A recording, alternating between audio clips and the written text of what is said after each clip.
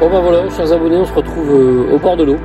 Donc pour une petite vidéo, un tuto on va dire, vu qu'en ce moment on sort pas trop de vidéos puisqu'on ne va pas à la pêche avec ces confinements. Donc c'est pas simple parce qu'il faut patienter. Donc moi j'ai eu ma blessure, donc pendant 2 mois je suis pas sorti. Et puis là maintenant la pêche de nuit est fermée jusqu'à peu près fin juin. Donc il va falloir pratiquer des pêches de jour. Ici je fais une petite pêche, il fait beau aujourd'hui. Donc voilà, puis je profite pour vous faire, parce que je sais que pour certains ça va manquer, pour vous faire un petit tuto sur, on va dire, la bouillette VS contre la technique. En gros c'est ça. Donc beaucoup sur les réseaux sociaux, je vois énormément ça en permanence. J'ai fait tel poisson, j'ai fait un gros poisson, j'ai fait du poisson, j'ai fait une super pêche grâce à la bouillette, grâce à la bouillette X, grâce à la bouillette Y. Et franchement, il y a des moments c'est gavant. Parce que bon, certes, vous savez que j'ai travaillé énormément sur l'élaboration de mes mix. Bon, bah maintenant le travail est pratiquement bouclé. Je pense pas que je vais beaucoup évoluer au niveau des recettes ces prochaines années. Par contre, il faut arrêter de penser que c'est la bouillette qui attrape le poisson, quoi. C'est avant tout le pêcheur. Vous donnez des grains de maïs à un pêcheur hors pair, on va dire, qui est un bon technicien, il va vous faire plus de poissons qu'avec la meilleure bille du monde. Donc certes, l'appât a une importance, mais si il est mal employé, si la technique d'amorçage est mal mise en place ou est pas adaptée au moment propice, ben c'est mort. Donc il faut arrêter. Alors je sais bien, c'est certainement dans une démarche purement commerciale. Donc pour faire valoir les produits, mais en aucun cas il y a un appât miracle. On le sait tous les anciens vous le diront, tous ceux qui ont de la bouteille dans la pêche, et dans la pêche à carpe en particulier, il n'y a pas d'appât miracle, il n'y a que des appâts adaptés à la situation, avec la technique qui va avec. Si vous avez un super appât et que vous n'avez pas la bonne technique ou la bonne approche adaptée au jour J, c'est mort d'avance. Donc il faut vraiment arrêter de dire voilà, j'ai fait une 30 kg, c'est grâce à la bouillette. Non, c'est grâce au pêcheur avant tout, parce qu'il a su mettre sa ligne où il fallait, il a su choisir l'appât par rapport à la situation, il a su adapter sa technique de pêche, il a su adapter sa technique au niveau des montages, placement de ligne, etc. Donc c'est très important de remettre les pendules un petit peu à l'heure. Vous me connaissez tous maintenant, j'aime bien jeter de temps en temps un petit caillou dans la mare, ça fait des rides. Comme ça, on n'a plus de mer d'huile et forcément, comme ça perturbe, eh ben, ça fait réfléchir. Voilà, c'était un petit peu le but. Donc ici, sur des petites sorties, au lever du jour, fin du jour, j'ai réussi à faire quelques poissons. Limite, j'étais vraiment limite avec les horaires. Vous allez voir, il y a des poissons c'est encore dans le noir. Donc voilà, mais bon, chacun se débrouille comme il peut. Pour assouvir sa passion sans prendre de risques, bien sûr. Vous pouvez remarquer que je porte pas de masque. Pourquoi? Parce que je suis seul. Je suis seul dans la nature, donc il n'y a aucun intérêt à porter un masque en permanence. Donc j'en vois dans les voitures parfois. Mais bon, c'est assez rigolo. Mais bon, je souhaite vivement qu'on en sorte rapidement, que les commerces puissent redémarrer, et puis que l'économie se remette à tourner et que les gens qui ont perdu leur boulot retrouvent un travail. Donc on revient un petit peu à la pêche. Je vais vous présenter quelques montages, vous expliquer un peu comment je les utilise et quand je les utilise, parce que c'est pas la peine d'aller se prendre le chou non plus avec des montages hyper compliqués. Et puis adapter sa technique de pêche et non être borné uniquement sur sa bouillette soi-disant miracle.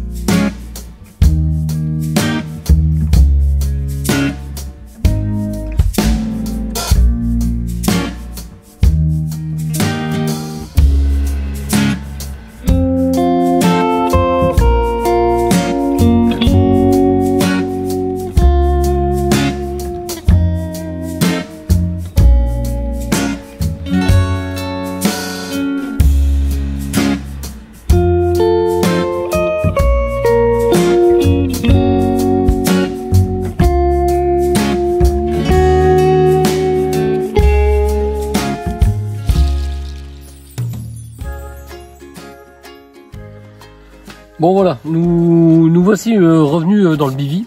Donc vous aurez compris que là c'est pas une pêche de jour, hein.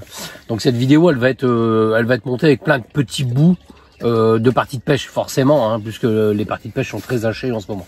Bon, j'ai eu la chance là de pouvoir aller sur un lieu privé pour passer une nuit au bord de l'eau. Donc j'ai monté le bivy. Ça fait extrêmement du bien de prendre l'air, je peux vous le dire. C'est une ressource. Voilà, tout à l'heure je vous disais voilà, il faut pas se borner uniquement sur l'appât. Alors oui, certes, l'appât a son importance, hein, je dis pas que c'est pas important, loin de là, hein. La preuve, hein, j'ai énormément travaillé sur mes mix. Mais comme je vous disais tout à l'heure, si la technique n'est pas en adéquation avec l'appât, ça sert absolument à rien. Donc voilà. Donc je n'ai rien contre les fabricants d'appât. Je voudrais pas me refaire des ennemis d'une nouvelle fois, mais voilà, j'aime bien remettre les choses à leur place. Par contre, je vous avais promis de vous présenter quelques montages, donc on va y aller.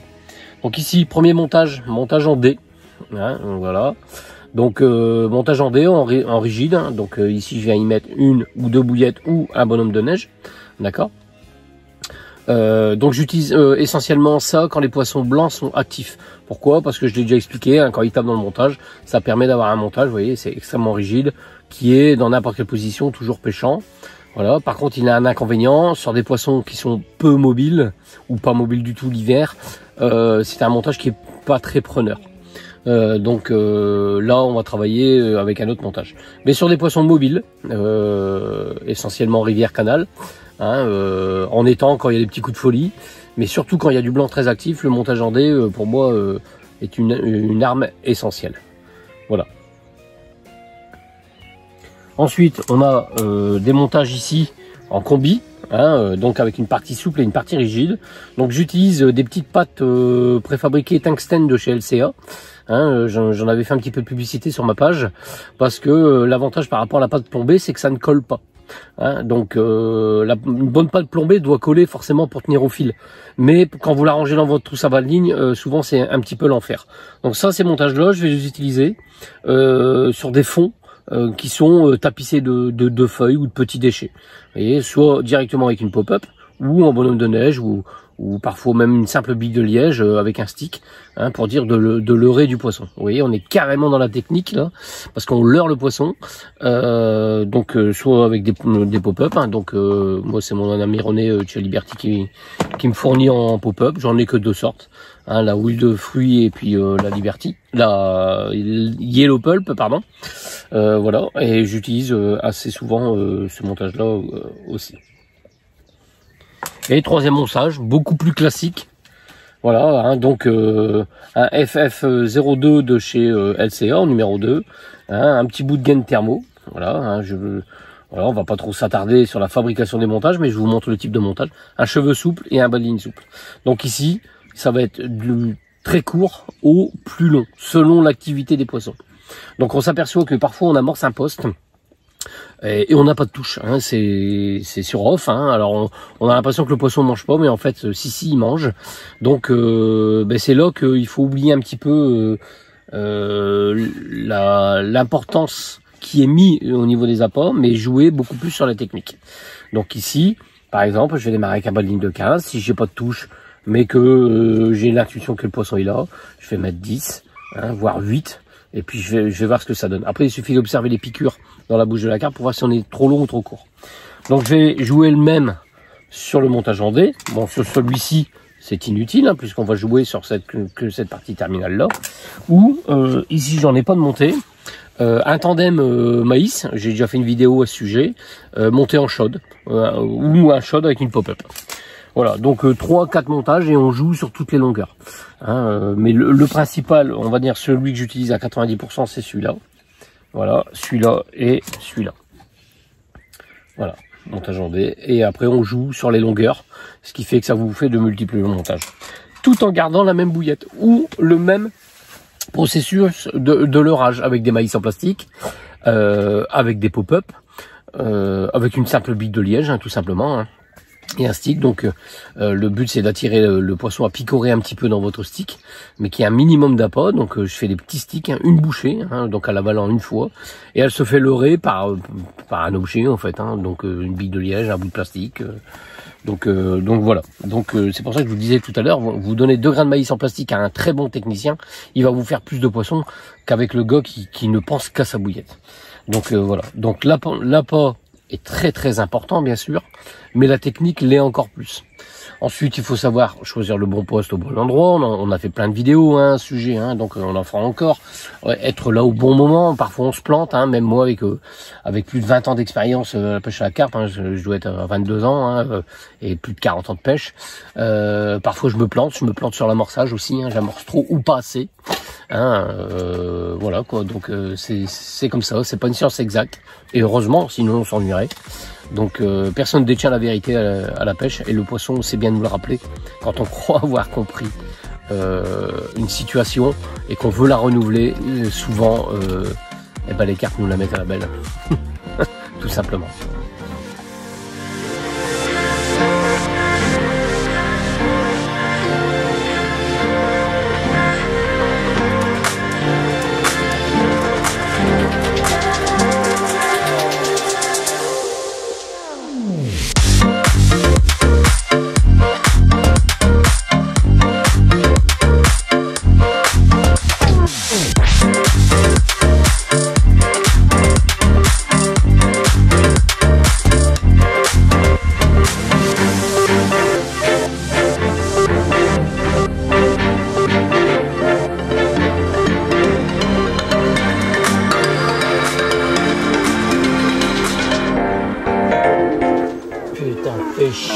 Putain, je viens de me faire exploser dans les branches.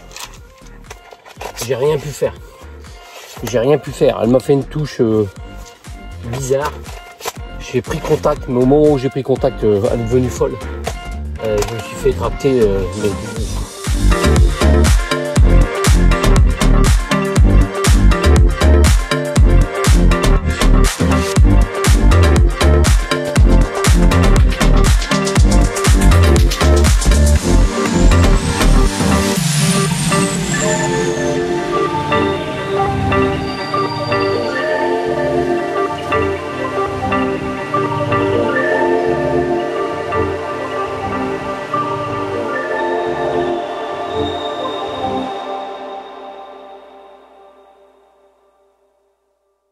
Bon ben voilà, fin de cette petite intrusion rivière. Donc pour finir notre petit tuto hein, sur ces petites parties de pêche écourtées, dénoyautées, tout ce que vous voulez. En fait c'est assez haché hein, comme pêche depuis que j'ai pu reprendre la pêche. Donc avec ce fichu couvre-feu, enfin voilà, c'est compliqué. Bon, on arrive quand même à faire quelques poissons. Hier soir, j'ai un poisson qui monte à mes pieds par 2 fois, donc j'ai voulu remettre la canne quand même, et je savais très bien que rien que l'impact du plomb, etc., ramener la ligne et tout, elle aurait fui, et ça n'a pas manqué. Ici on est quand même sur des poissons très sauvages, qui n'ont quasi jamais vu de pêcheurs, donc voilà. Malgré que c'est un secteur qui est connu, important, hein, mais en fait il y a tellement de poissons, les prises ne se font pas très régulièrement hein, pour certains, donc le poisson en fait, la pression de pêche elle existe quasi pas malgré la présence des pêcheurs. Donc voilà, donc coup raté, j'aurais pas dû remonter ma ligne, hein, c'est tout, tant pis. J'ai quand même eu le plaisir de voir un beau poisson monter. Je finis par une casse après dans les branches, un vrai tracteur. Donc elle m'a fait qu'un roche, un seul, mais le roche quoi. Donc j'ai rien pu faire. Donc voilà, ici on va rentrer, et puis je vais concocter ce petit montage, et j'espère que ça vous aura ouvert l'esprit au niveau de l'appât.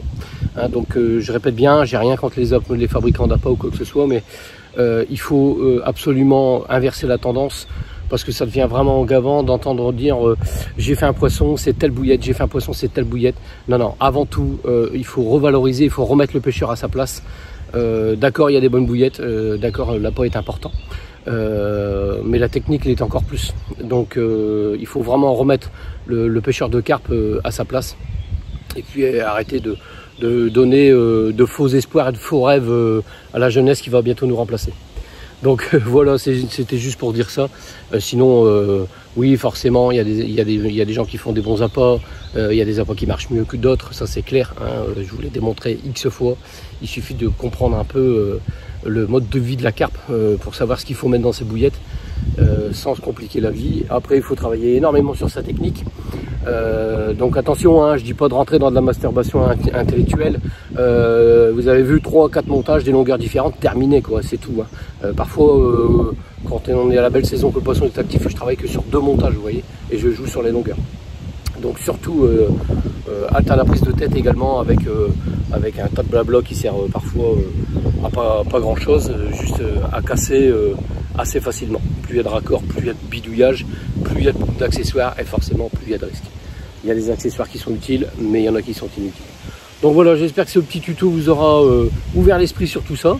Et puis vous aidera à redémarrer une saison de pêche qui est assez courte, qui est assez bizarre cette année. Hein. Bon, je pense qu'on va en sortir, j'espère. J'ai espoir, je suis de nature positive. Donc qu'on va sortir de cette situation-là et pas revivre ça pour l'année prochaine. Et puis faire une belle saison de pêche. En tout cas, il nous reste quand même quelques mois de pêche devant nous. Bon, juillet, août, c'est jamais les meilleurs mois, hein, donc c'est clair. Par contre, faut en profiter, faut profiter de la pêche en famille, il faut, voilà quoi. Et puis après, il y a les meilleurs mois qui arrivent, hein, septembre, octobre, novembre, hein, jusqu'au gelée, jusqu'aux fortes gelées. Voilà, donc on a encore de quoi s'amuser. Pour l'instant, écoutez, bonne pêche à tous ceux qui sont au bord de l'eau, et puis on se revoit plus tard dans une vidéo plus concrète au niveau de la pêche et avec de l'action.